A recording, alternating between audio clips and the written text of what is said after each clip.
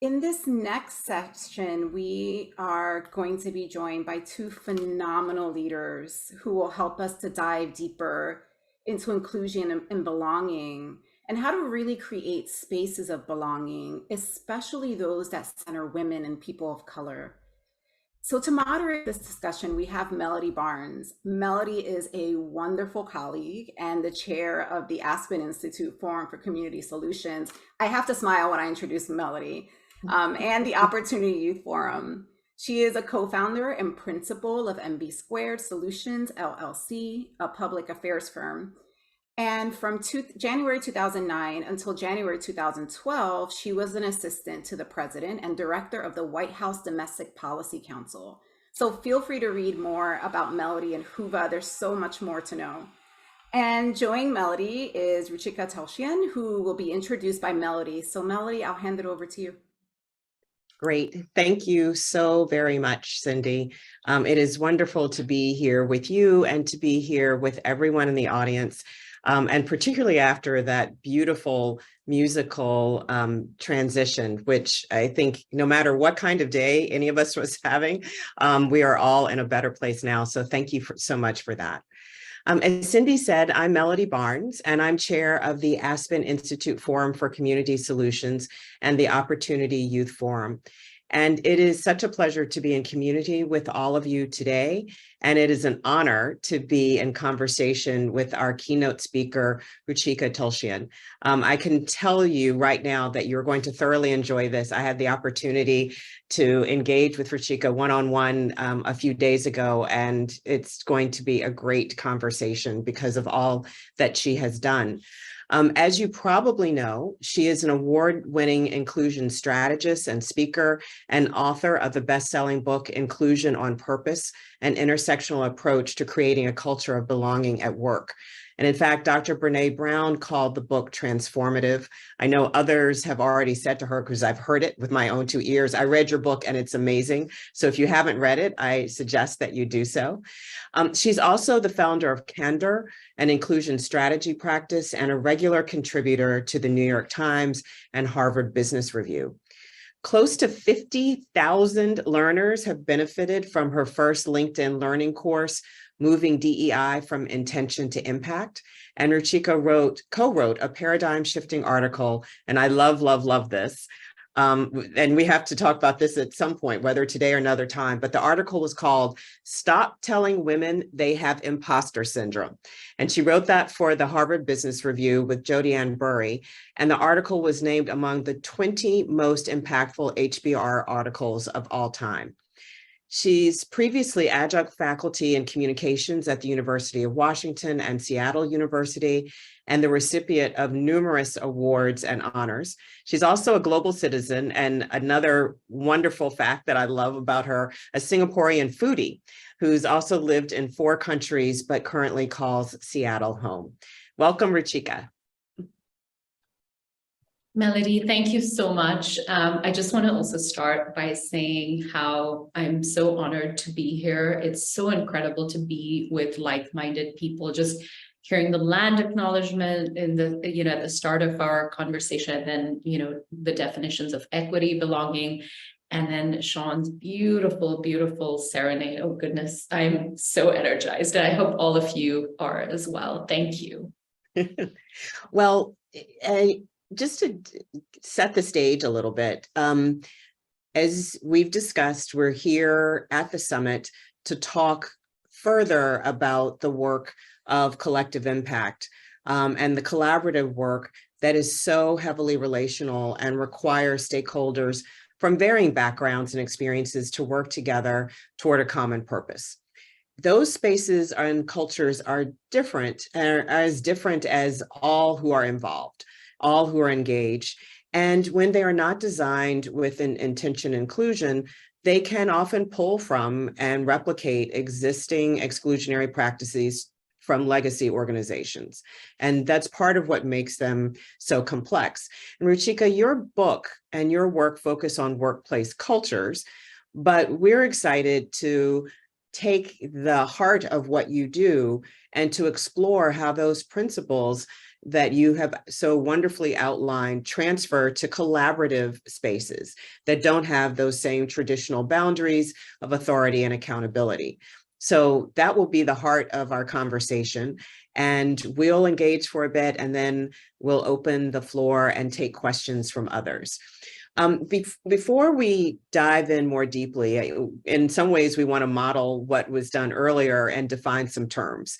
But before we go there, I want you to start out by just telling us a little bit about yourself and what brought you to this work that's dedicated to creating spaces of inclusion on purpose. Thank you so much, Melody. I'll start by saying, and really relating it to how we kicked off this summit today, what does it mean to belong? And so much of what brought me to where I am today and pursuing this career of writing and really elevating and advising on how to create equitable, inclusive workplaces and really then extend out into society is because of facing that, what it feels like to not belong from a very young age. So I grew up in Singapore. It's a formerly colonized nation. We still really feel the impacts of that today in many different ways. And being a minority, a person of color, an Indian person in a country where I was a racial minority, as well as having very strong, stringent definitions of what it means to be a woman and what is your place in society.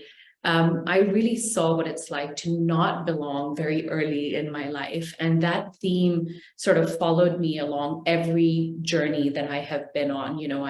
I've lived in multiple countries, and one of the things that really brought me to where I'm at right now is I started my career as a business journalist. So I wanted to tell stories of people making these really important decisions affecting our community in many different ways. And again, I kept hearing, we really just want to center a very narrow subset of people in power. We really only care about what people in power think about. Whereas for me, I was seeing all these amazing, vibrant stories all around me, feeling like the newsroom was really missing out on where the real action was happening. And then finally, I'd say the biggest driver that I really had into transitioning into inclusion, equity, and belonging work, apart from my own personal experiences, was really witnessing it in society, witnessing injustice. I spent time in the technology industry. Right now, I am an angel investor. I feel really lucky to be able to, do my small part in investing in organizations that are founded by underestimated founders. And I'd love to talk a little more about this terminology with you. But really observing how much harder it is if you are a woman, a person of color, a Black woman with other intersectional marginalized identities. The more you really dig into it, the more you realize, the data is undeniable, but also the lived experiences are undeniable. And so I became deeply focused in how do we create, a collective way to tackle these very deeply entrenched systems of oppression and inequality. And so I'm really thrilled that we get to have this conversation today. I'm thrilled to learn from you, given your amazing background and history. So thank you for having me. No, thank you. Thank you for that. And listening to you, you've described being a writer in the business sector where you felt like there are these amazing stories that just weren't being paid attention to. It's almost like, look over there, and people refusing to avert their eyes. And also the tech industry, which is notoriously like that. And I imagine also, but correct me if I'm wrong, that you're stepping into that space as a business writer, that there must have been also people who, I don't know, didn't take you seriously or didn't think that you should be there, or why are you writing about this? You should be writing about something else. All of that. Right. And I'd say, and I think what's really important to realize about the media is, and now there's research to back this up, but really it is, we are looking at the erosion of democracy when you do not have people of all, variety of backgrounds, having a voice and being able to tell stories and be part of the conversation. And I think, especially at the time we're in right now in history, especially here in the United States, it's become very, very clear that if we want to create a community, a world, a culture where truly everyone, everyone's needs are centered, the people who are most marginalized are centered in our democracy. We really have to center the voices and leadership of people who have been most marginalized. And so, yes, you're right. I was laughed at. I was told by my editors, we don't care about these stories. Our readers don't care about these stories. We have seen the disastrous consequences when I teach communications and journalism. I'm taking a sabbatical because the book has definitely kept me very busy. But when I would teach in my classes, we would really discuss what is the impact when you see certain communities as predators and people who deserve penalization and punishment. And what happens when the media doesn't confront its own biases? What are the disastrous consequences in society? And I know we're living a very painful, traumatic time to that end as well.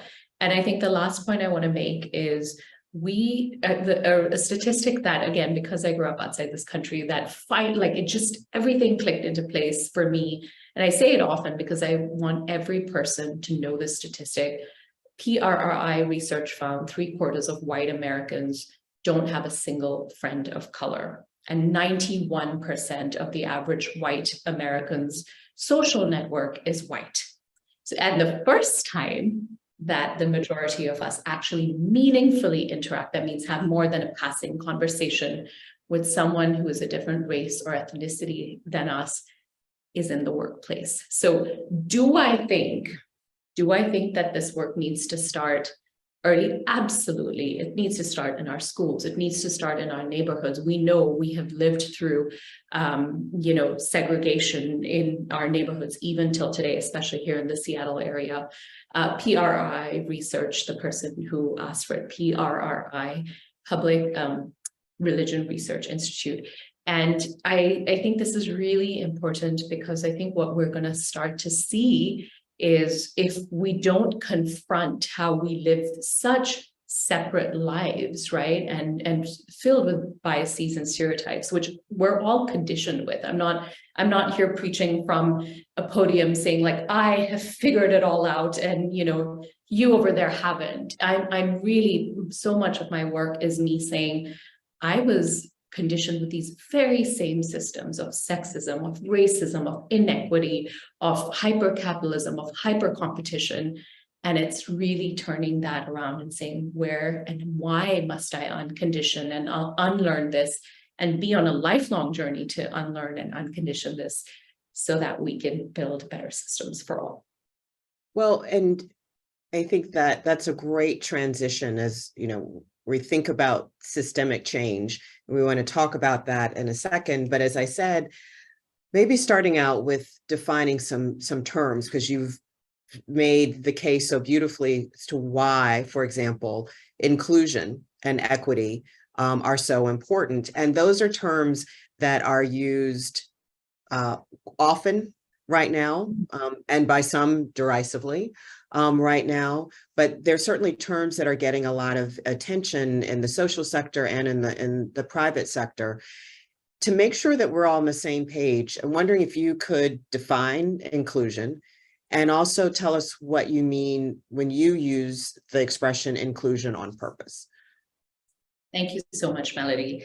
So one of the reasons why I deeply care about the use of inclusion, because I have spent a lot of my time in corporate spaces, first as a business analyst, then in my technology experience, and then in advising organizations. And, when we can say that academia is fairly corporate too in its own way, has its own has its own way of doing things as well. Yeah, 2,000 years old. It's got a lot, there's a lot going on in academia.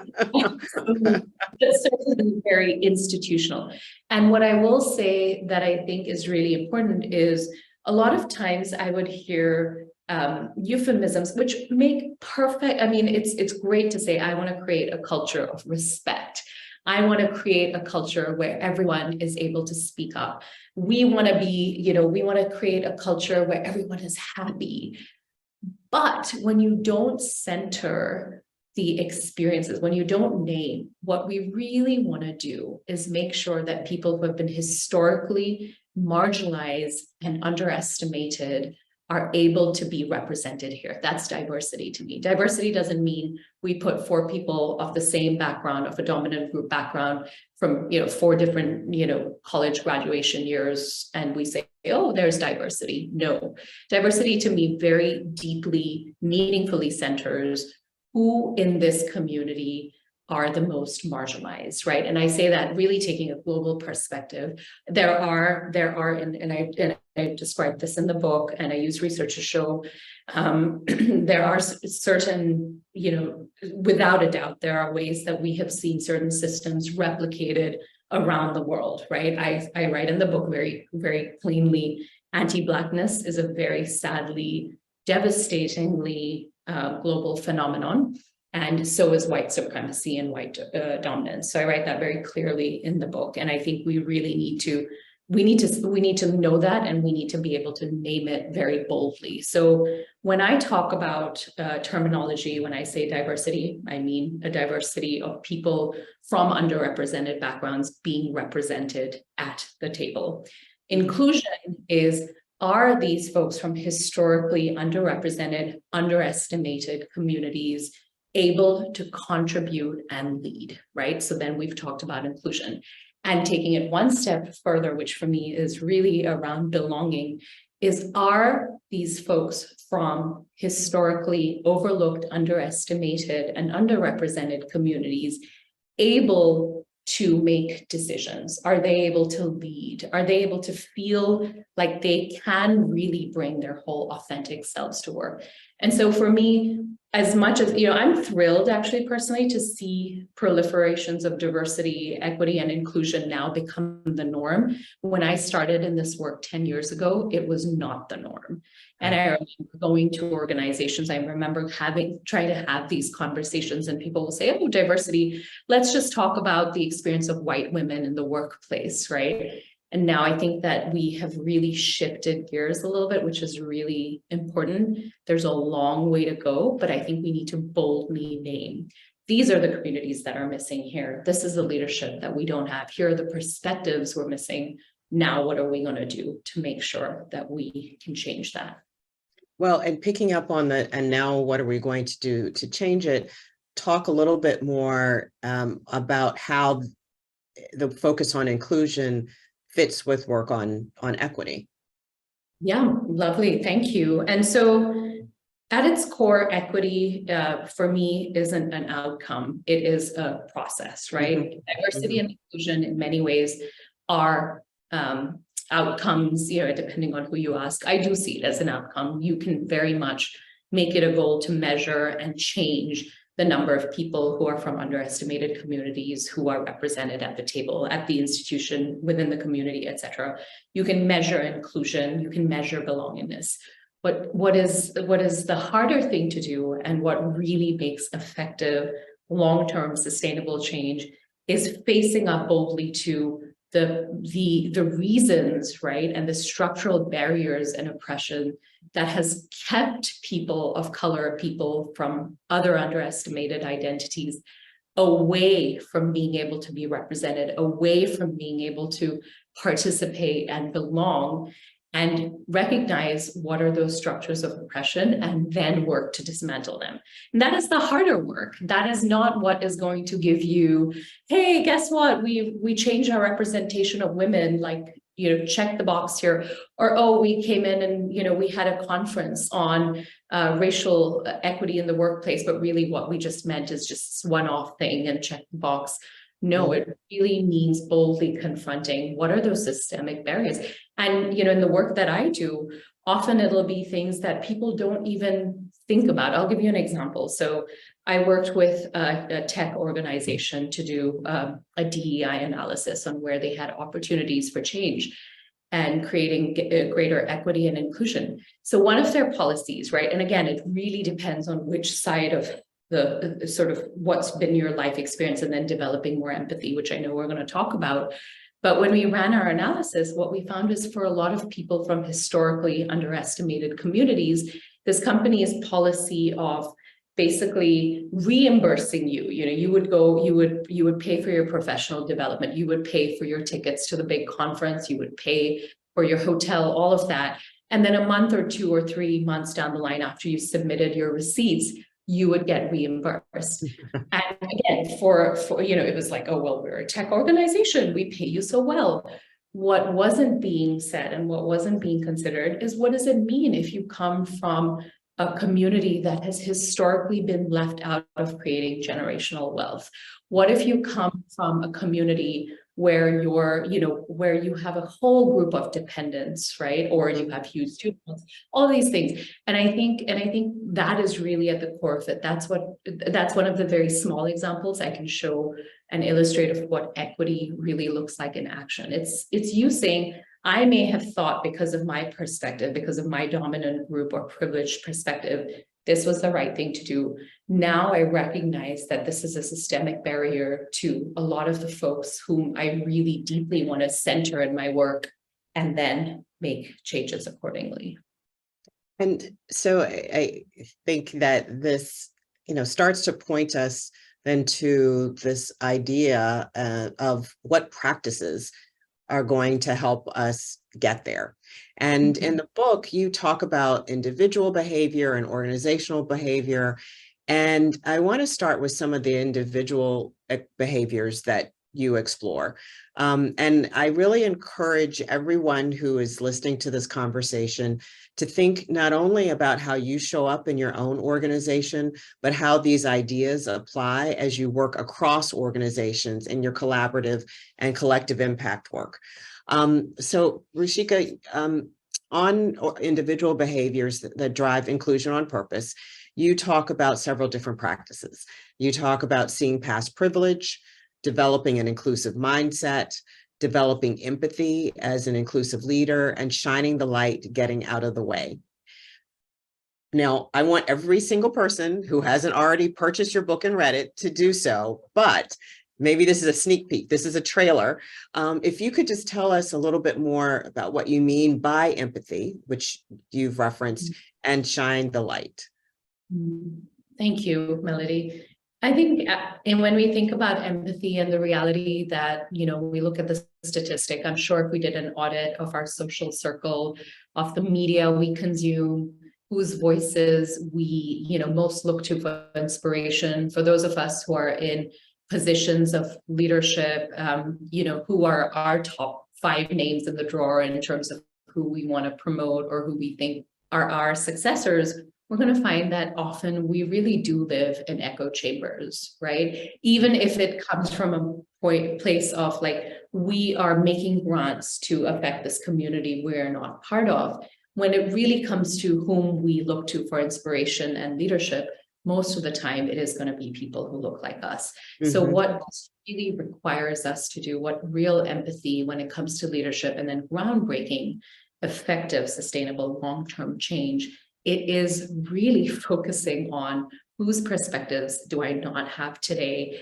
and how can I go about getting those perspectives and really building understanding in terms of how those experiences are being impacted by the decisions that I and my organization and my leadership and my influence makes, right? And I think sometimes when we think about empathy, we think of it as a soft skill, whereas research study upon research study finds that it's actually it's the #1 leadership skill trait that most job seekers look to, most high-performing individuals look to from their managers. I also want to say one more thing around empathy, and I think that one of the difficulties with empathy is it is a social science, and it is in social science, we have managed to figure out like, okay, this is what empathy looks like. These are what are some of the traits. But I think for a lot of us, if I ask you, when was the last time you worked with someone who's a very empathetic leader, we could probably I think most of us could probably think of an example of working with someone who is really empathetic, or being around someone who is really empathetic. The challenge sometimes is being able to then communicate that on, right? And so this is where I think for folks who have, who have the ability to make a change, to influence within their organization or their spheres of influence where they operate, I think it's really important to define, what does empathy mean, right? Does it mean, and really focus on, how do people in positions of power and leadership really demonstrate making space for and considering and really taking action for the needs of people that perhaps they don't have the experiences of, right? And so I think that's really important. Now I love shine the light and get out the way, because I think that is very much related to empathy. So a lot of what happens in collective impact work is, like, I have heard the perspective of someone who is going through, who has been historically underestimated, and I'm going to go and do something on their behalf. Now, what shine the light and get out of the way really says, what the perspective that I was trying to put forward in the book is, people of color and people from marginalized identities aren't voiceless. Most often we are silenced. We are overlooked.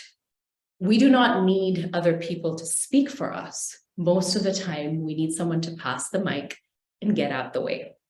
Mm-hmm. I want to use an example, since we had such a beautiful musical introduction to our forum and to our summit. And I think this is a part of the book that I would say was my favorite thing to find, a favorite example to find. So in the chapter about shining the light and getting out the way, I use the example of the amazing Ella Fitzgerald, who was finding that she often wasn't getting an opportunity to sing. This is when she was starting out. She wasn't getting the sort of opportunities to play at some of those really big venues and clubs. And, historians debate whether is that because she wasn't considered glamorous enough? Was it because she was facing racism? Probably a combination of all. And so what Marilyn Monroe did, who had heard Ella Fitzgerald sing and who had, been inspired by the Queen of Jazz, who wasn't the Queen of Jazz yet, was she called up the biggest club in Hollywood, and she said, I promise I will be there every single day, right in the front row, if you let Ella Fitzgerald play. So it wasn't like it wasn't going to be the Ella and, the Marilyn Monroe show, right? It was going to be, I am going to sit in the front row. I'm going to use my influence and privilege. I understand who I am. Like, I understand the influence and privilege I have. I'm going to sit in the front row, because we know that that's going to make a big difference. But the stage is going to be Ella Fitzgerald. So I was trying to find whether this story was true or not. I couldn't get 100% confirmation, but I think it is a perfect illustration of what it means to shine the light and then get out of the way. Yeah, that is a great story. I hope it is true, but either way, it's a great illustration of what you're describing, because I was going to ask you how people, regardless of their position, can lean into these principles and contribute to inclusive cultures. So I think, yeah, I love it. I mean, I think of, like, what are those ways that we can really figure out, where do we have influence, where do we have power, where do we have privilege? And I just want to say for a second, like, when I do this work, apart from the learning in public and sometimes failing in public approach I like to take, is really the recognition that I don't do this work coming from the perspective of, I have faced so much of exclusion or bias. I definitely am very much informed by my perspective as an immigrant to this country, as a woman of color, as a mother. Like, all of these perspectives certainly, definitely inform what I do. And I think there's a lot to learn about and a lot to center the voices of folks who have been historically underestimated in this country for generations, well before people like me even got here. And I think that's something that I think often gets missed out in the diversity, equity, inclusion discourse. Yeah, absolutely. Absolutely. I want to ask you one more question before we turn to some questions from the audience. And as I mentioned before, there are the individual behaviors, but the second section of your book also focuses on behaviors to drive inclusion in organizations. And these are great, but as you know, we're focusing on collaborative work and work across organizations and across those boundaries and across sectors, in fact, as part of the community-based collaborative work. And in collaborative spaces, things like authority and accountability, which contribute to the inclusion on purpose in organizations, are established and upheld through relationships and persuasion, peer pressure, there are other ways that these structures get held up, more so than official organizational policies and practices. In other words, I haven't yet found the HR handbook for community collaboratives. So this is different. And I'm wondering if you can share with us how these principles that you write about and have talked about translate into spaces that aren't governed by formal lines of accountability and management. Thank you, Melody. And I will say that in all the years that I have done this work, and even, when I was an employee in the past, very well-known institutions and organizations, I'd say that none of this work really happens in any formal way, even in an organization that may have a very comprehensive HR handbook. It is really in the day-to-day interactions. As we find, there's, I write a chapter about psychological safety in inclusion on purpose. Psychological safety, simply put, is the ability to speak up, take risks, or fail without feeling really like you're going to be penalized or lose status, right? And it doesn't matter where in the organization you're in. The work that Dr. Amy Edmondson has done around psychological safety is really focused on, can a nurse, for example, challenge a doctor's diagnosis, right? And in organizations where there's psychological safety, or in healthcare settings where there is, that can have an amazing outcome for patients, for example. So my point, the point I'm trying to make is that often the biggest change really happens in those day-to-day interactions. Do we have a culture here where everyone has an opportunity to participate? What actions do we take? I'm thinking of chapter 8 on psychological safety. Do we reward toxic rock stars? Right? If just because someone is an amazing performer, or they're hitting all the organizational goals, but they're treating people with disrespect, they are perpetuating bias, they are perpetuating racism and sexism and other forms of oppression, which sadly, I wish I could say that I have never faced this, but I have certainly seen this many, many times, where we've had to go in and really discuss with the organization, with leaders in the organization, what are you going to do, right? Which do you prioritize? Your handbook says, your employee handbook on page 66 says, that we really, that we want to create a diverse, equitable, and inclusive organization. What really is happening on the ground here is very different. So I think in terms of thinking about this from a community impact perspective, it really does come down to those relationships that we build. A lot of what I try and offer in inclusion on purpose is organizational structure or policies to really guide those interactions to be more equitable, to be more inclusive. And even so, some of the interventions that have the biggest differences are the ones that, again, come down to how people treat each other. When we worked with an organization or with a team to create more inclusive meeting norms, it was incredible how interventions like, hey, we don't interrupt people here because research shows women and people of color get interrupted at much more than twice the rate of our white counterparts in meetings, right? So if we create a structure where actually, we don't interrupt people here. If you see someone being interrupted, here's something you can say. It does come down to how individuals are being treated by others. How are people in dominant groups practicing allyship? I'll end by saying that I don't use the word ally as a noun. I use it as a verb. I don't call myself an ally. I think about how I can practice allyship in every moment, or what are the ways that bias or discrimination are showing up, and where have I practiced allyship or where have I not? Right. I mean, I think that's an interesting way of thinking about it, because it requires you to constantly be in process and active, as opposed to kind of stamping yourself with the official gold star of allyship and saying, I'm done. But it's a constant journey. It requires constant thought. I want to turn to some of the questions that we've been getting, and there's some really, really great ones here. One person says, Ruchika's comments so far seem to be geared toward people in power positions. What might she offer to folks from marginalized groups in this conversation?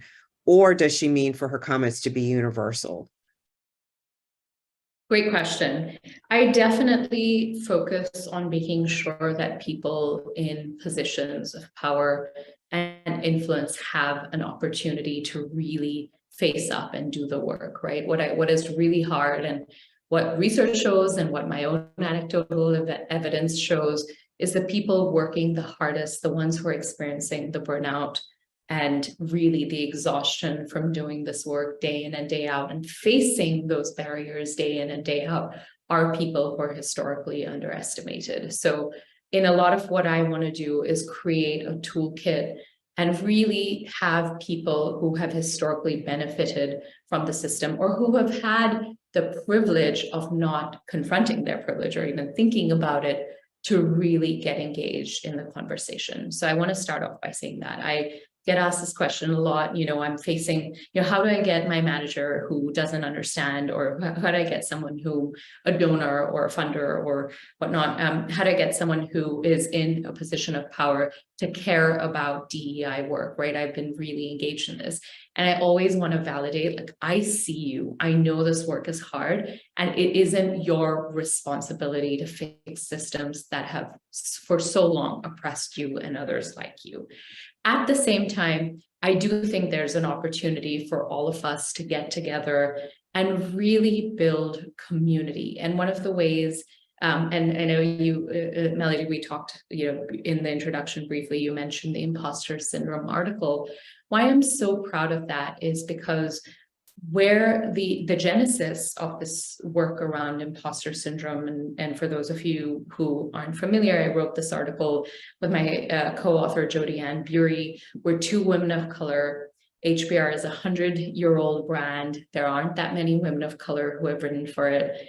There aren't that many women of color who have managed to have an article that was so widely accepted and loved by the community that it really was named the top 20 most impactful articles in HBR's 100-year history. And as proud as I am of that, I really am, what really mattered the most is it helped people change the paradigm. It helped people make a huge paradigm shift between, I feel imposter syndrome, there's something wrong with me, or I feel confidence issues, to, is this workplace, or is this community I'm part of, or is the situation I'm part of built with me in mind or not?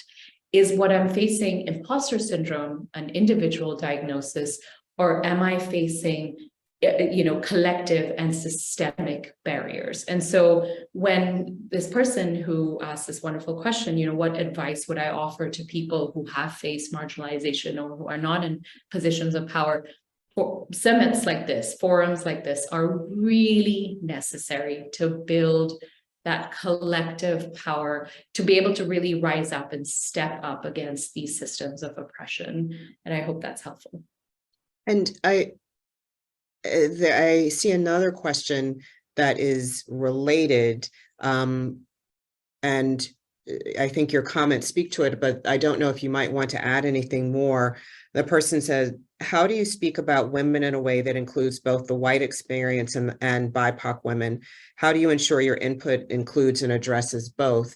And you've been talking about the creation of an environment that includes me, but I don't know, and I mean, I'm speaking not me, but we, the me in this context. And I'm wondering if there's anything that you want to add through that lens, Yeah. given that question.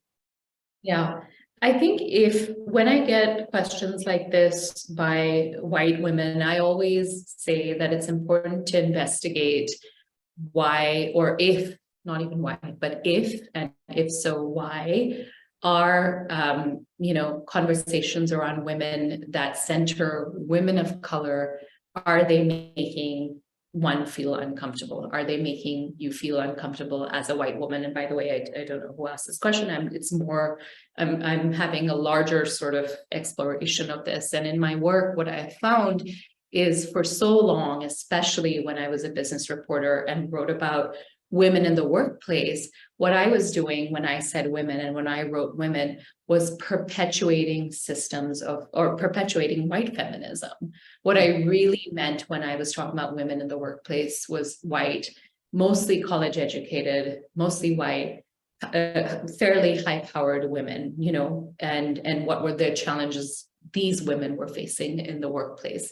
And I think a big part of me learning in public, a reason why I focused inclusion on purpose on the experience of women of color, is because what I find time and time again, and this is not new for me, right? I really want to center people like Ijeoma Ulo, who have been doing this work for a long time. We have a history in this country from scholars such as Bell Hooks, and so many more. And I just want to say that I want to build on that foundation to say that when you center the needs and the voices of folks who are most marginalized by the systems, everyone benefits. Truly, a rising tide lifts all boats.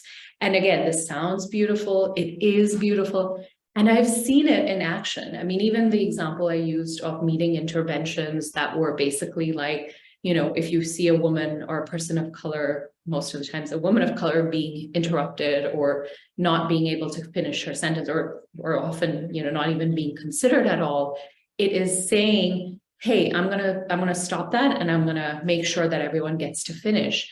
But when we would go back at these organizations or these teams and check in, how are these interventions going?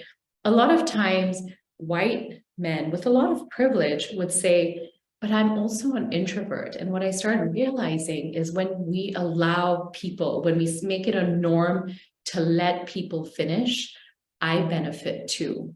My introverted self also has an opportunity to shine, right? And generally, I haven't had that. So I think we have this belief that if we talk about women, but we need to separate the needs of white women and women of color. And I think what we really need to realize is when we center women who are most marginalized by our systems, Black women, trans women, immigrant women, refugee women, what you start finding is those changes and those, as we aspire to create more equity, everyone benefits. Yes, when and where I enter. And there's so many great questions. Here's one going in a slightly different direction. Part of the challenge regarding empathy is that some people see it as a weakness and take advantage of the empathic leader. How do we interrupt this behavior and support that kind of leader? This is really interesting. I think one of the things that I really want to say is what gives me hope and comfort is that I think that we are entering a newer paradigm of leadership. I think a lot of older systems and a lot of the existing systems that didn't consider diversity, equity, inclusion, empathy, vulnerability as very key leadership traits. I think we're starting to see that time being phased out slowly. And I look at research in terms of millennials and certainly Gen Z, would you rather Would you rather take a pay cut, or would you, to work for an empathetic or an inclusive leader, or would you not? And I think more and more we're starting to see that generations coming up after the last few generations in the workplace are really changing and reimagining, culture and what we expect. What are the changes we want to make? Who do we want to work for? So I think there is a part of that happening already on a larger scale. I think on a smaller scale, I think we're starting to see whether you see all this talk of like the Great Resignation, the Great reimagination, quiet quitting. I think we're really starting to see people care deeply about the type of leaders and cultures that they work with and in collaboration with, work for, work to manage. I think we really are seeing a change. I think for those people who see empathy as a weakness, we're starting to see people leave those organizations. I don't want to name ones, but there's one very big social media app that I have slowly been pushed out of. And, we see that command and control style of leadership is really not working, right? What the research finds again and again is how important it is to have empathetic, inclusive leadership to guide us through the challenges we have really lived through in the last few years, specifically, especially with the pandemic and the new challenges that are coming our way. I'll ask this one final question that came up because I think it's related. Someone asked how you think about class in the context of the work that you've been doing. I wish we didn't have 1 minute.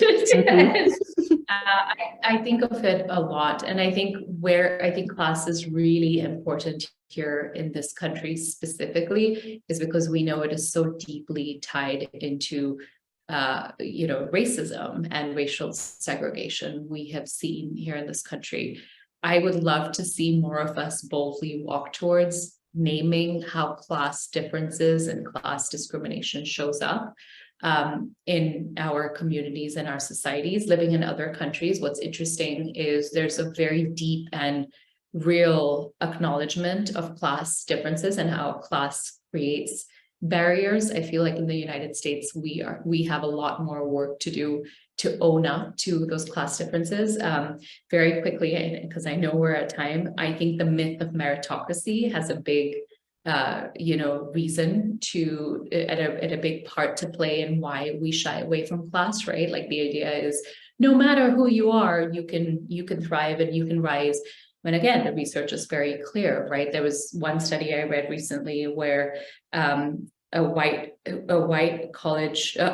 high school dropout over the course of their lifetime will still have a higher household income than a Black college graduate. So, there's so many important data points like this. So I think we really need to walk boldly into it. What I worry about sometimes in early class discussions happening is we try and extricate it from race. And I think, again, when you really center, by Black, Indigenous, people of color, you really start to see and unpack how class and race and racism have impacted opportunities to thrive in this country.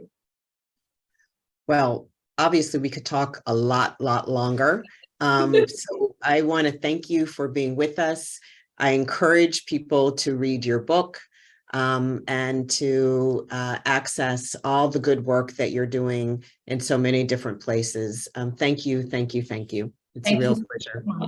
Thank you to all of you. I hope you have a wonderful summit. Thank you for bringing me here.